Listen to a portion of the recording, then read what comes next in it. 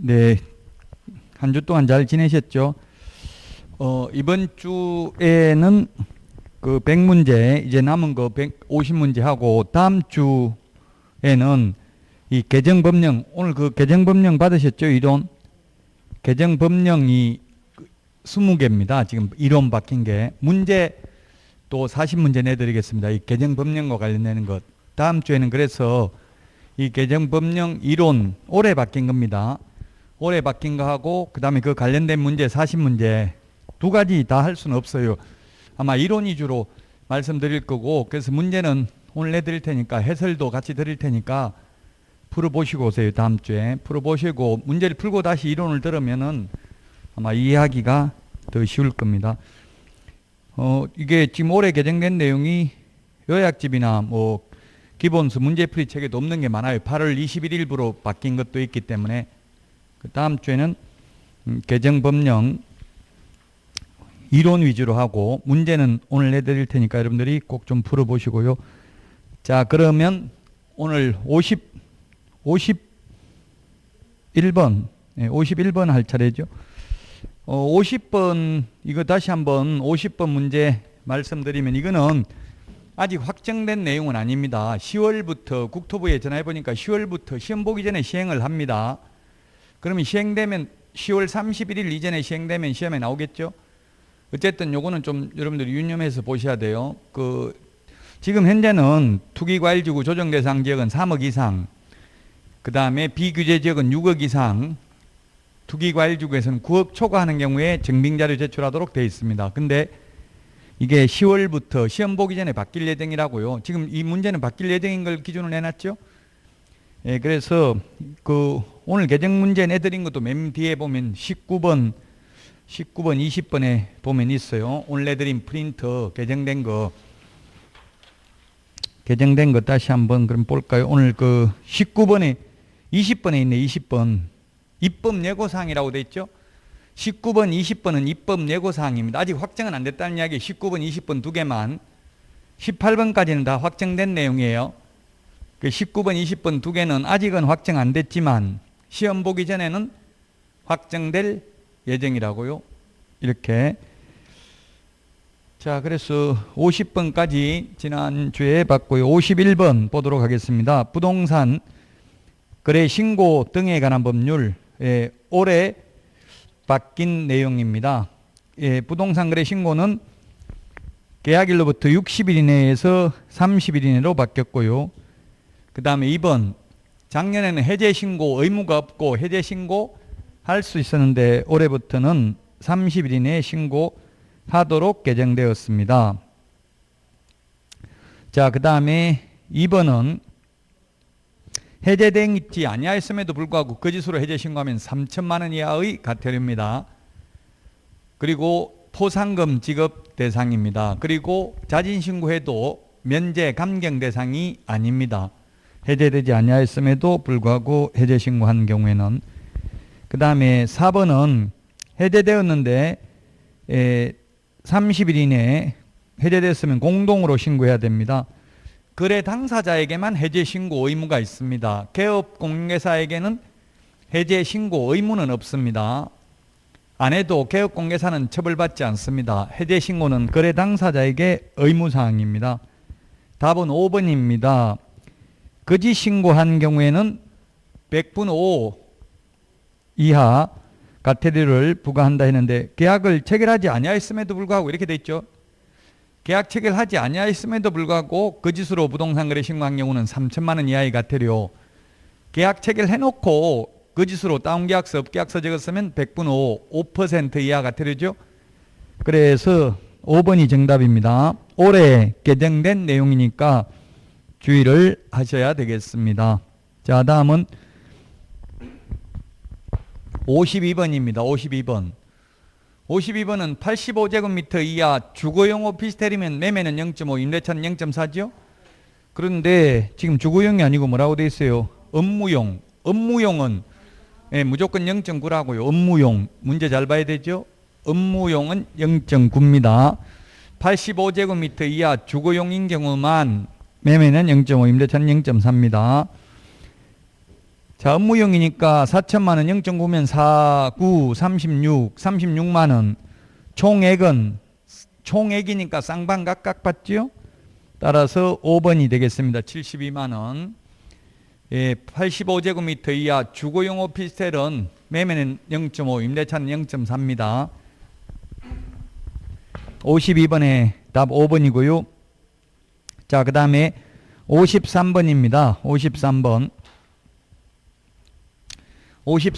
옳은 것은 했는데 1번은 과학기술정보통신부 장관이 아니라 국토교통부 장관입니다. 다만 부가통신사업자 신고는 과학기술정보통신부 장관인데 우리 공인중개사법에 있는 게 아니에요. 과학기술정보통신부 장관은 전기통신사업법에 있기 때문에 시험에 잘 안 나옵니다. 과기부 장관은 국토부 장관이고요.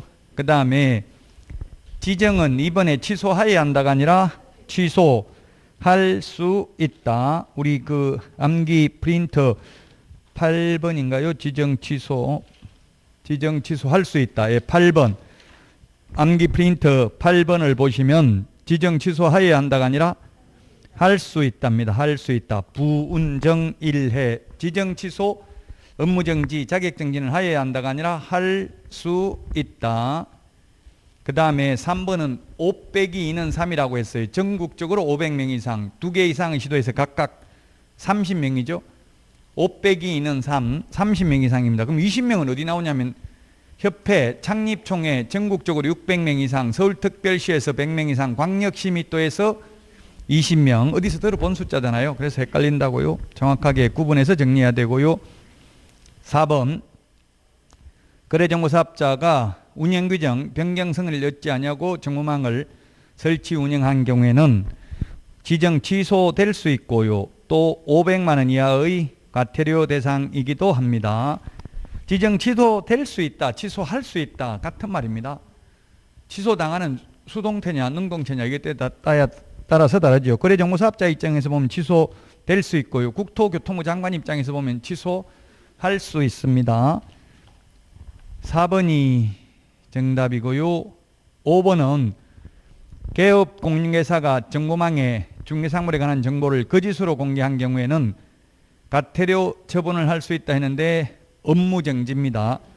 거짓 정보 공개하면 개업 공인중개사는 업무정지, 그 다음에 거래정보사업자는 지정 취소 플러스 1년 이하의 징역이나 1,000만 원 이하의 벌금. 우리 프린트 55번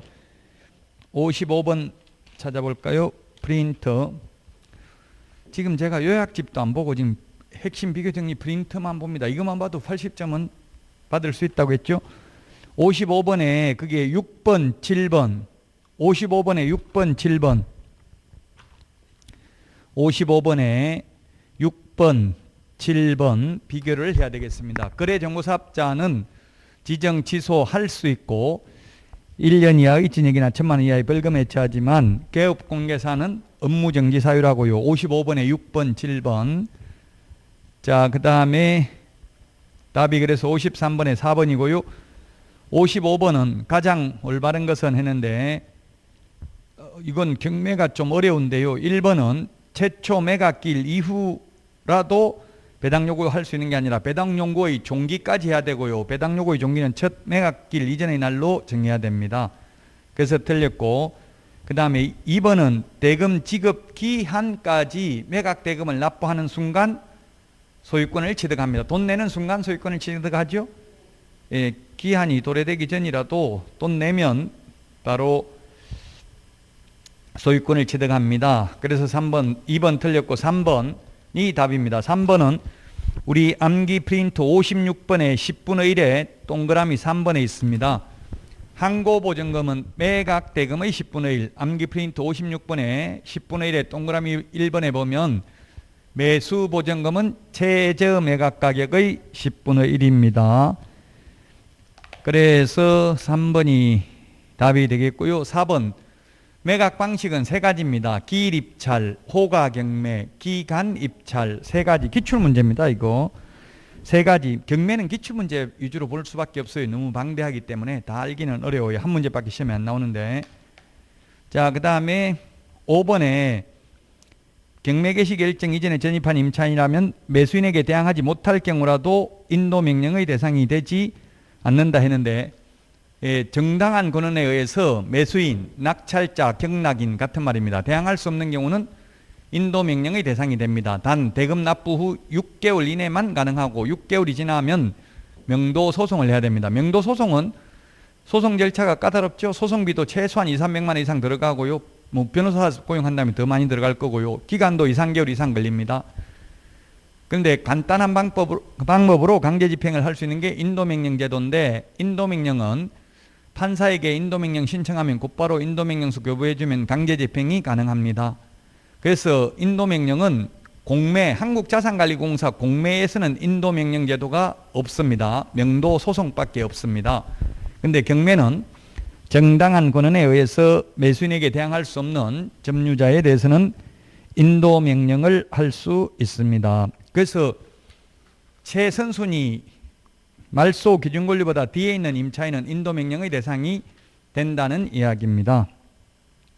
54번에 따라서 답은 3번이 되겠습니다. 다음은 55번, 역시 올해 개정된 내용입니다. 틀린 것은 했는데 1번 거짓 신고하면 100분 후, 거래 안 됐는데도 불구하고 거짓 신고하면 3천만 원 이하의 과태료죠. 그 다음에 3번은 해제 신고 30일 안에 안 하면 500만 원 이하의 과태료. 그 다음에 4번은 해제되지 아니하였음에도 불구하고 해제 신고하면 3천만 원 이하의 과태료. 5번 거래 대금 지급 증명 자료 외의 자료를 제출 안 하면 500만 원 이하의 과태료. 외자 빠지면 3천만 원 이하의 과태료죠. 거래 대금 지급 증명 자료 제출 안 하면 3천만 원 이하의 과태료. 외의 자료를 제출 안 하면 500만 원 이하의 과태료입니다. 그래서 답 5번이고요.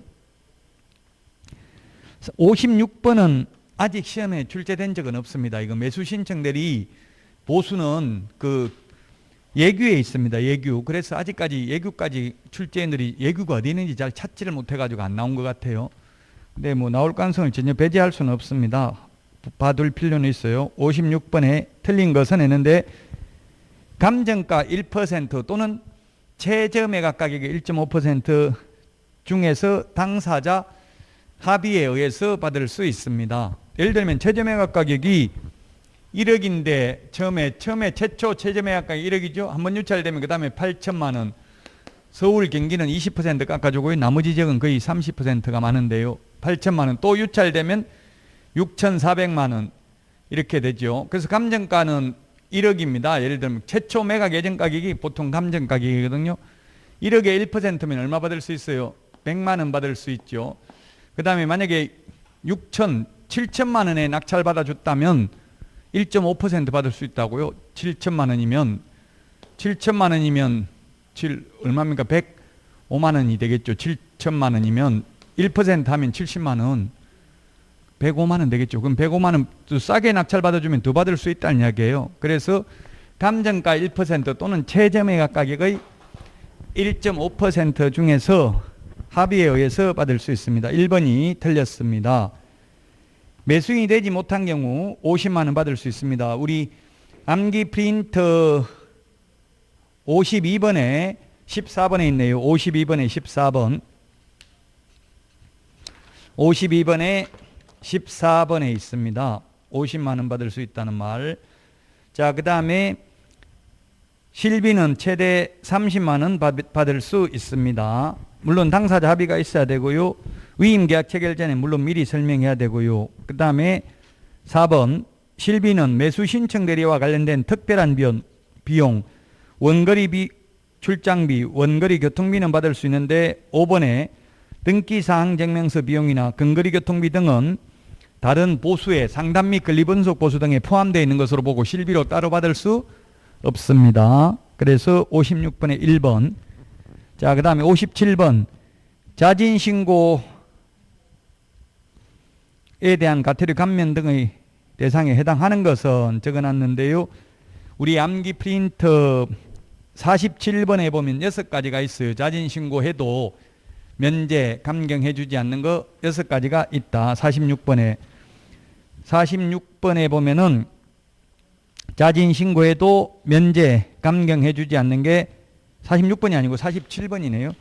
47번 6개가 있는데 거래하지도 않았는데 거짓으로 부동산 거래 신고한 경우, 해제되지 않았는데 거짓으로 해제 신고한 경우, 그 다음에 6번에 30일 이내 해제 신고하지 않는 경우, 밑줄 치는 이 3개가 올해 신설됐다고요. 암기 프린터 47번.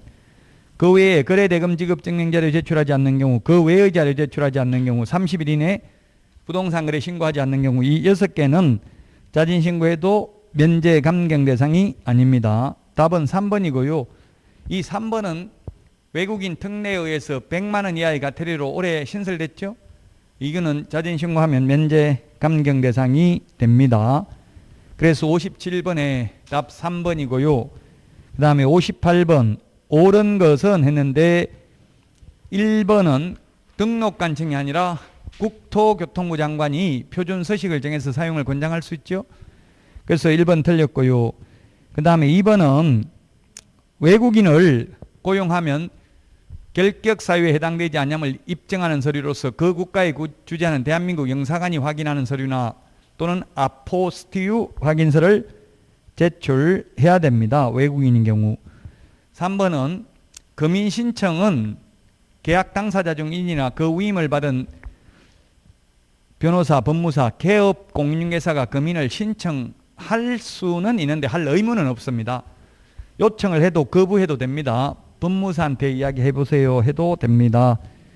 자, 그 다음에 4번 금인계약서 필요적기사항 우리 암기 프린터 10번에 당모가지 깨대가리 중의조한다 해가지고 이게 10번에 있는데 이거는 공인중개사법에 있는 게 아니라 기출문제입니다. 공인중개사법에 있는 게 아니라 부동산 등기 특별조치법 제3조에 규정되어 있습니다. 공인중개사법에 규정되고 있다. 이거 기출문제라고 4번 지문이.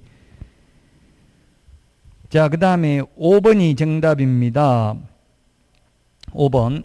4번은 공인중개사법이 아니고 어디라고요? 부동산 등기 특별조치법에 있다고요. 그 다음에 5번은 실무교육 강의실은 50제곱미터 이상이어야 합니다. 그리고 실무교육 강사 요건은 아직 시험에 안 나왔어요. 근데 강의실 면적이 시험에 출제됐습니다.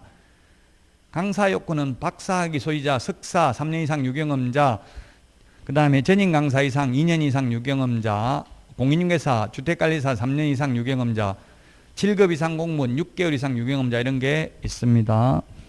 58번에 답 5번이고요. 그 다음에 59번 전자문서로 할 수 없는 것 답은 2번입니다. 전자문서로 할 수 있는 거네요. 여기에 할 수 있는 게 2번 니은하고 미음 국가 등이 단독으로 부동산 거래 신고 미음 거래 당사자가 공동으로 부동산 거래 계약 해제 신고 요 두 개는 전자문서 가능합니다. 2번이 답이고요. 전자문서 불가능한 게 우리 암기 프린터 50번 암기 프린터 50번 맨 밑에 보시면 암기 프린터 50번 맨 밑에 보시면 까만 별표에 보면 전자문서 불가능한 게 고용관계 종료신고, 휴업신고, 폐업신고, 한 명이 신고를 거부해서 단독으로 부동산 거래 신고, 또 한 명이 거부해서 단독으로 부동산 거래 해제 신고, 그 다음에 주소 정정, 그 다음에 전화번호, 휴대전화번호 정정 신청은 전자문서 안 되고요. 면적 변경 없이 가격 변경, 공급가액, 옵션 비용 변경 신고 이런 것은 전자문서가 안 됩니다. 전자문서가 안 되는 거는 왜 그러냐면은 담당 공무원이 사실 여부를 확인해야 되는 거나 또는 실체적 진실을 확인해야 되는 거는 안 됩니다. 그래서 원칙적으로 인터넷으로 하는 거는 즉 대리인은 안 됩니다. 대리건 수여했는지를 인터넷상 확인하기가 어렵다고 수권행위. 그래서 전자문서는 일단 본인만 가능해요. 대리인이 전자문서로 하는 거는 안 됩니다. 본인만 가능하고요. 그 다음에 그 휴업신고, 폐업신고도 전자문서가 안 되는 이유가 휴업, 폐업의 경우에는 등록증 원본을 반납하러 가야 되죠. 그래서 전자문서가 안 된다고요. 그 면적 변경 없이 가격 변경도 계약서 사본 등을 제출하러 가야 된다고요. 그래서 전자문서로 안 된다. 따라서 59번에 답 2번입니다. 자, 그 다음에 60번입니다. 60번.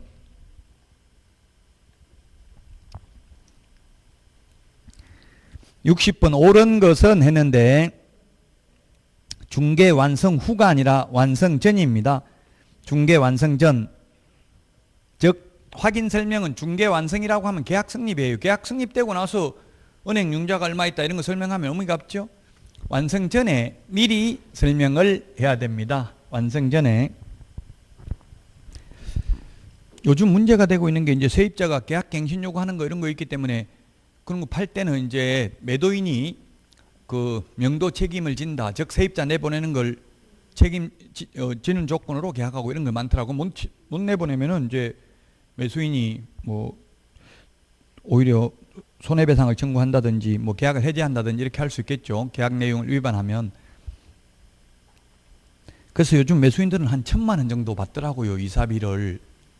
1,000만 원 받고 1,000만 원 받아도 그 불법은 아니죠. 합의하고 상당한 보상을 제공한 경우 계약갱신 요구 그대로 해도 되잖아요. 그래서 이사비 1,000만 원 주기로 하고 방 빼기로 한다 이렇게 특약으로 적으면 돼요. 문서로 적는 게 낫죠. 말로만 하면 나중에 그런 말 했다 안 했다 논란의 여지가 있으니까요. 자, 그래서 확인 설명은 미리 해야 됩니다. 근데 우리 손해배상을 위해서 보정 설정한 거 이런 거는 미리 할 필요 없죠. 그건 중개 완성된 때 계약 성립되고 나서 설명하면 된다고요. 내가 1억까지는 그 서울보증보험에서 손해배상 해준다. 잘못해서 손해가 발생하면 이런 말은 미리 할 필요 없다. 그러나 확인 설명은 미리 해야 된다. 2번 실무교육 강사 요건입니다. 이 강사 요건은 시험에 아직 안 나왔습니다. 사실. 아까 이야기했죠. 박사 학위 소지자, 대학 전임 강사 2년 이상, 그 다음에 공인중개사 등은 몇 년이라고 했어요? 감정평가사 3년입니다. 3년. 대학 전임 강사 이상하고 변호사가 2년 이상입니다. 60번의 2번 지문은 아직 시험에 나오지는 않았다.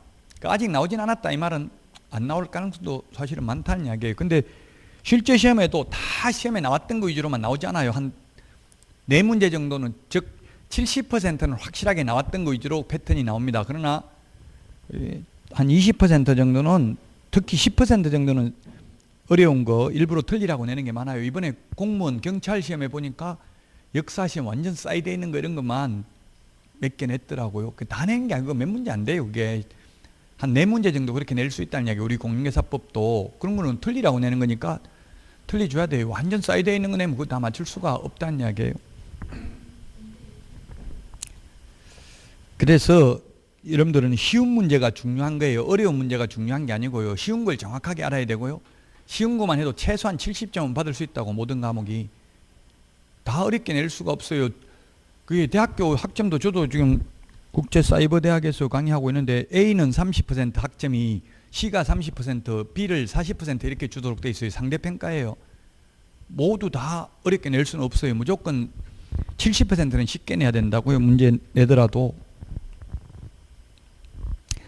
자, 그래서 2번 틀렸고요. 3번은 대표자 또는 임원이 어떤 자가 아니라 대표자이 어떤 자입니다. 대표자이 어떤 자.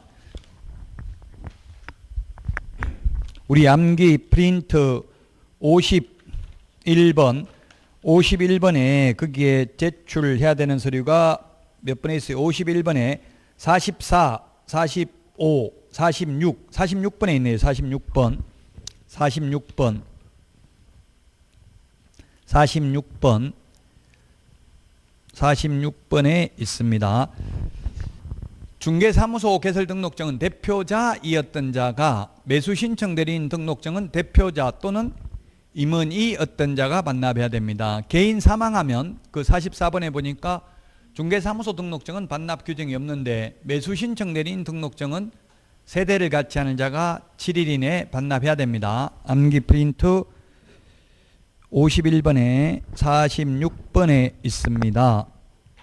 4번이 정답입니다. 이거 4번은 요약지 기본서 문제풀이책 아무데도 본 적이 없습니다. 8월 21일부로 신설됐습니다. 인터넷 표시광고 모니터링 업무 수탁기관은 기본 모니터링 업무를 수행하려면 모니터링 대상, 모니터링 체계 등을 포함한 다음 연도 모니터링 기본계획서를 매년 12월 31일까지 국토교통부 장관에게 제출해야 됩니다. 이게 맞습니다. 근데 수시 모니터링은 그냥 수시로 필요할 때 제출하면 됩니다. 기본 모니터링은 12월 31일까지, 우리 시험 공고는 계략적 사항은 매년 2월 28일까지죠. 시험에 2월 28일 이거 나왔거든요. 그래서 이거 31일 나올 수 있어요. 12월 31일. 4번 중요합니다. 올해 8월 21일부로 신설된 내용이다. 자, 그 다음에 5번입니다. 자격 취소는 이 법에 의해서 금고형이 아니라 징역형을 선고받은 경우에 자격 취소 사유에 해당됩니다. 징역형. 근데 우리 공인중개사법에는 사실 금고형이 없습니다. 도로교통법 이런 게 이제 금고형이 있는데 어쨌든 징역형이라고 되어 있잖아요. 법조문에 징역형, 금고형 X입니다. 따라서 답은 4번이 되겠습니다. 4번. 자, 그 다음에 지금 60번에 4번 이게 다음 주 이제 개정된 거 강의할 때 이게 나온다고요. 그때 또 좀 더 자세하게 설명드리고요. 자, 61번. 틀린 것은 했는데 61번. 1번. 등록 신청서에 기재되는 종별은 법인과 공인중개사 두 개가 있습니다. 이 기출문제입니다. 근데 등록증에는 3개입니다. 등록증에는. 즉 부칙개공, 소위 중개인도 있다고 등록증에는. 부칙개공, 다시 말하면 소위 중개인은 등록 신청은 안 되지만 등록을 한 것으로 보는 자니까 등록증은 있죠. 그래서 부칙개공은 등록 신청서에는 기재되는 안이 없고요. 등록증에는 있다고요. 시험의 기출문제입니다. 등록증에 기재되는 종별은 3가지, 등록 신청서에 기재되는 종별은 2가지입니다. 2번 무등록 개업 공개사. 이 무등록 개업 공개사, 무등록 중개업자, 무등록업자 이거는 법적인 표현은 아닙니다. 그냥 편의상 제가 쓰는 말이고요. 법 조문에는 뭐라고 되어 있냐면 법제 구조 규정에 의해서 중개사무소 개설 등록을 하지 아니하고 중개업을 영위하는 자, 이렇게 너무 길게 되어 있어서 편의상 이게 또 논리적으로 따지면 개업 공개사는 등록을 했는데 등록한 자인데 무등록, 등록 안 한 등록한 자, 이게 말이 맞냐 이렇게 따지면 할 말은 없어요. 어쨌든 법적인 용어는 아니라고. 무등록 중개업자, 무등록 개업공개사, 무등록업자 이거 그냥 편의상 쓰는 말입니다. 자, 무등록 중개업자의 중개행위로 부동산 매매 계약이 당연 무효는 아니다. 예, 무등록 중개업자가 중개해도 중개행위의 효력은 유효합니다. 단지 3년 이하의 전역이나 3천만 원 이하의 벌금 처벌받을 뿐입니다. 무등록 중개업자의 보수 청구권은 인정되지 않습니다. 그러나 무등록 중개업자에게 중개를 의뢰한 의뢰인은 처벌 대상이 아닙니다. 그리고 무등록업자, 업으로 한 것이 아니고 우인한 기회에 한두 번 중개를 하고 보수를 받기로 했다면 사회통념상 과다하지 않는 보수는 받아도 됩니다. 무등록업자는 못 받습니다. 그래서 61번에 2번이 맞고요. 틀린 게 아니고, 그 다음에 3번 자격정지 처분을 받은 경우에는 자격정지, 업무정지는 최대 얼마예요? 6개월이죠. 6개월. 우리 암기 프린터 42번 1번, 2번에 있습니다. 암기 프린터 42번에 보면 1번, 2번 자격정지, 업무정지 6개월입니다. 자격정지, 업무정지 최대 6개월이니까 그 기간 동안만 결격사유죠. 그 결격사유에서 벗어난다 이 말이 6개월만 지나면 최대, 그런 의미입니다. 기출문제입니다. 이게 그대로.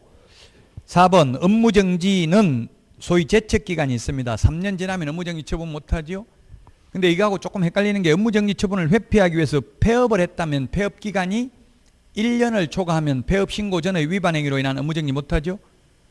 폐업을 한 경우에는 1년입니다. 1년. 폐업기간이 1년을 초과하면 폐업신고 전의 위반 행위로 인한 업무정지 못합니다.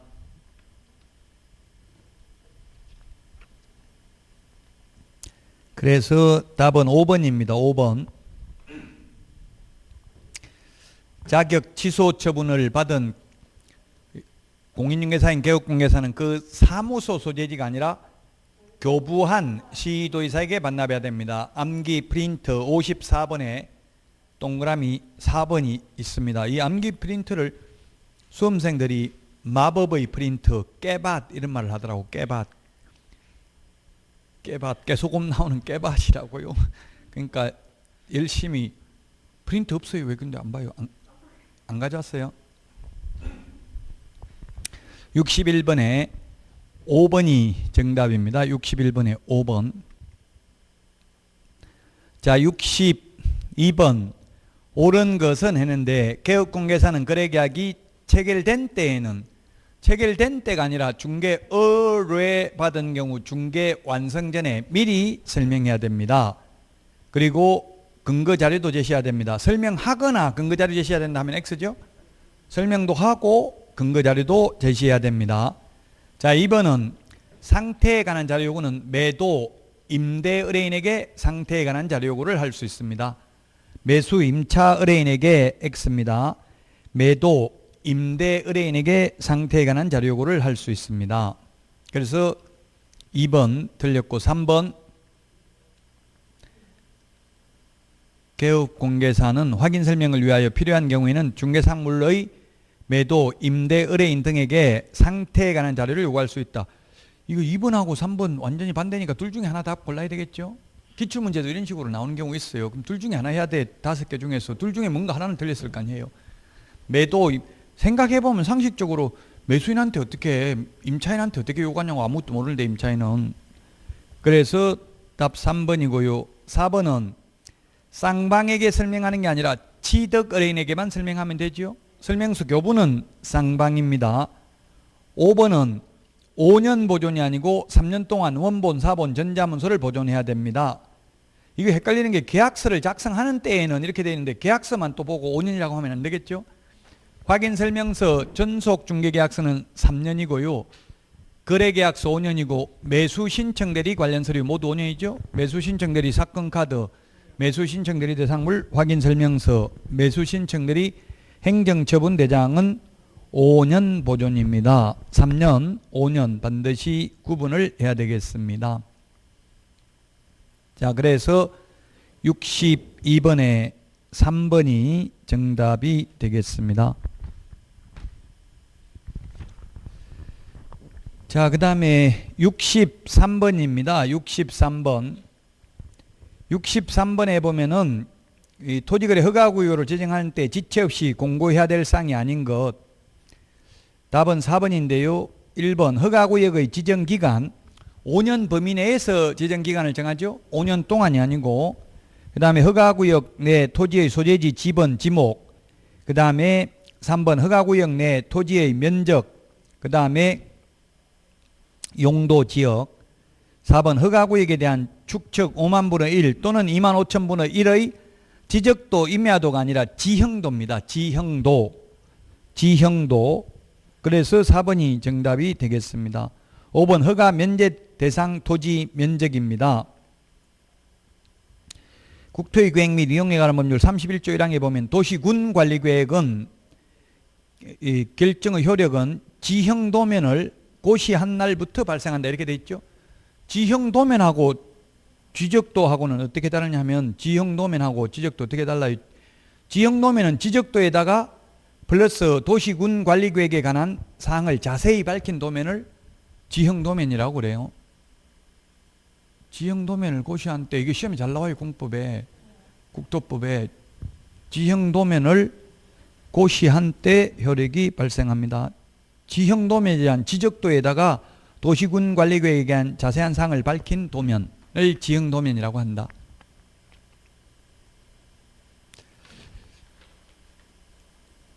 지형도면 누가 고시합니까?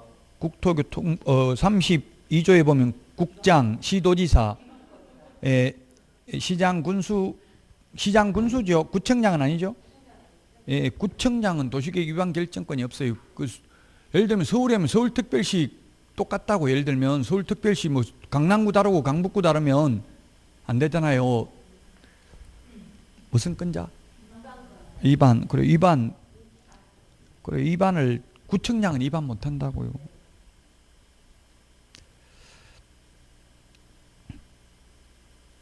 지형도면을 작성하거나 지형도면을 승인한 경우에는 이를 공고하여야 한다 이렇게 되어 있습니다.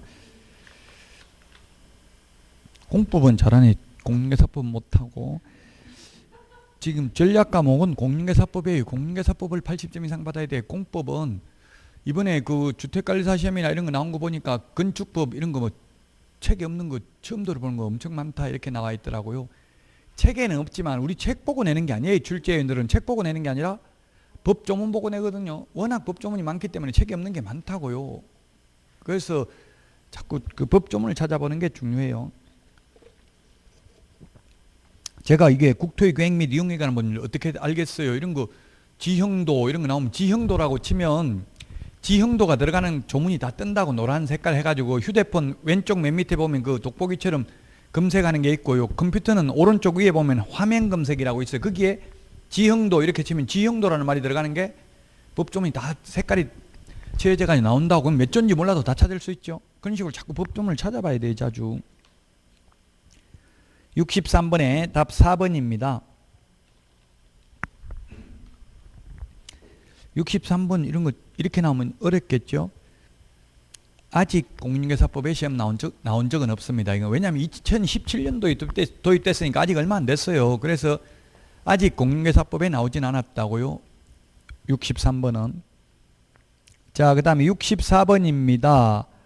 보수와 관련된 내용으로 맞는 것은 했는데 1번은 주택 외토리, 외자가 들어가야 되죠. 주택 외의 경우에만 자기가 받고 싶은 금액을 게시해야 됩니다. 주택 외의 경우, 주택의 경우는 그냥 시도조례가 정하는 요율을 게시하면 됩니다. 자, 그 다음에 2번은 민법 시험에도 나올 수 있죠. 초과 보수의 약정은 전부 무효가 아니라 초과 부분만 무효입니다. 그 다음에 3번은 업으로 한 것이 아니면 무등록 중개업자는 보수 청구권이 인정되지 않지만 업자가 아니라 우연한 기회에 한두 번 중개하고 보수를 받기로 했으면 받아도 되지요.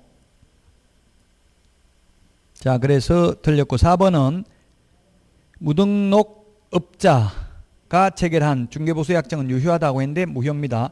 아까도 말했지만 무등록 중개업자, 무등록 개업공개사 그냥 편의상 쓰는 용어라고요.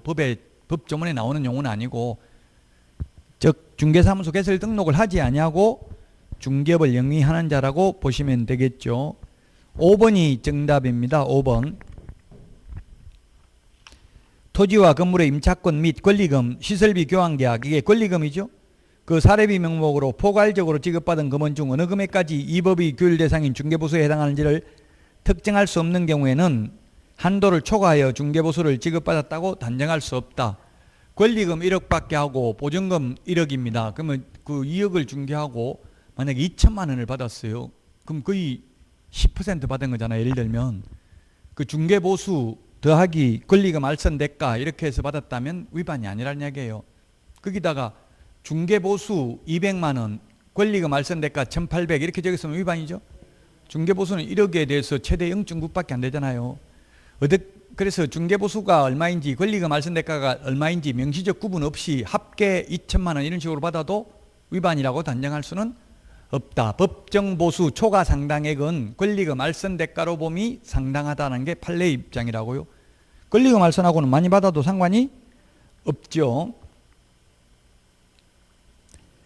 자, 그 다음에 65번입니다. 옳은 것은 했는데 외국인 특례, 답은 일단 5번이고요. 이게 뭐냐면 옛날 2017년도 외국인 토지법일 때는 토지만 신고하고 토지만 허가받았어요. 근데 지금은 허가는 토지만 허가받는데 신고는 부동산 등 취득신고입니다. 부동산 등이란 토지, 건축물, 분양권, 입주권을 부동산 등이라고 그래요. 그래서 1번은 건축물도 신고 대상입니다. 2번은 취득할 수 있는 권리도 신고 대상입니다. 3번은 허가는 토지만 허가 대상이라고요. 건축물 X. 4번은 취득할 수 있는 권리는 허가 대상이 아닙니다. 토지만 허가 대상이라고요. 신고는 토지, 건축물, 입주권, 분양권 신고 대상이고 허가는 토지만 허가 대상이라고요. 취지가, 이 문제의 취지가. 5번은 신고관청은 외국인 토지 취득 허가 내용을 매 분기 종료일로부터 1개월 이내에 시도지사에게 제출해야 된다. 예, 우리 암기 프린트 45번에 11번, 12번에 있습니다. 11번, 12번. 45번에 11번, 12번에 있습니다. 12번에 보니까 시도지사는 제출받은 날로부터 1개월 이내에 또 국토교통부 장관에게 제출해야 되죠. 그래서 65번에 답 5번이고요. 66번부터 쉬었다가 하도록 하겠습니다.